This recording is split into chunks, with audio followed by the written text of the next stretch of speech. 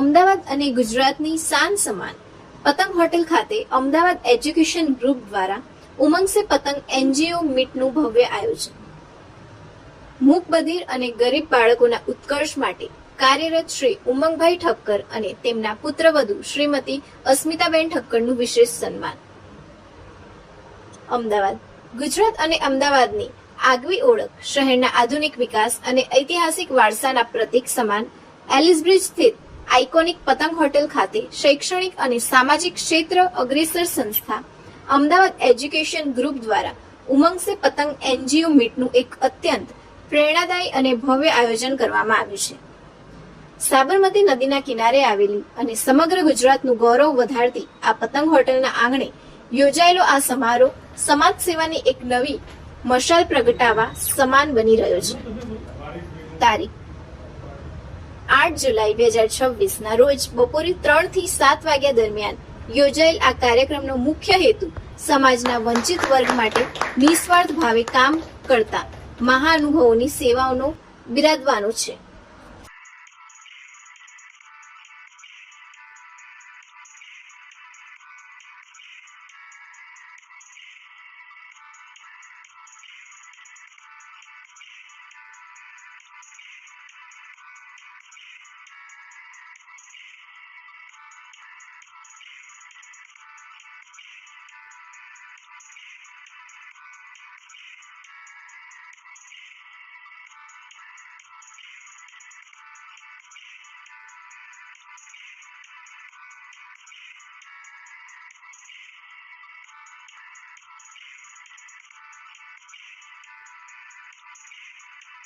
ઠક્કરનું પરિવાર એ અમદાવાદના ટોપ 10 પરિવારમાંના એક પરિવાર છે, બિઝનેસમેન પરિવારમાંના એક છે। છતાં પણ એટલા બધા એ વખતે સ્પેશિયલ પરમિશનથી બનેલી મેં 2006માં પરચેસ કરી। અહીંથી જૂનું અમદાવાદ અને નવું અમદાવાદ સ્પષ્ટ જોઈ શકાય છે।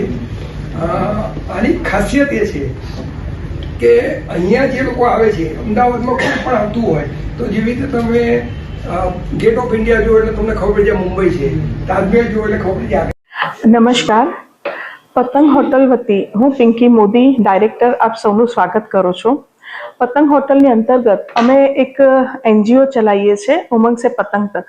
એ ઉમંગ સે પતંગ તક એનજીઓમાં અમે લગભગ 168 સંસ્થાઓ સાથે જોડાયેલા છે અને એમાં પૈકી આજે અમે જે સંસ્થાને બોલાવી છે એ સંસ્થાના 50 આચાર્ય મિત્ર, પ્રિન્સિપાલ મિત્ર, શિક્ષક મિત્રોને અમે બોલાયા છે અને આ એવા શિક્ષકો છે કે જે આર્થિક રીતે અસમાન બાળકો હોય, આર્થિક રીતે અક્ષમ બાળકો હોય એવા 10,000 થી વધારે બાળકોને આ લોકો શિક્ષણ પ્રોવાઈડ કરે છે।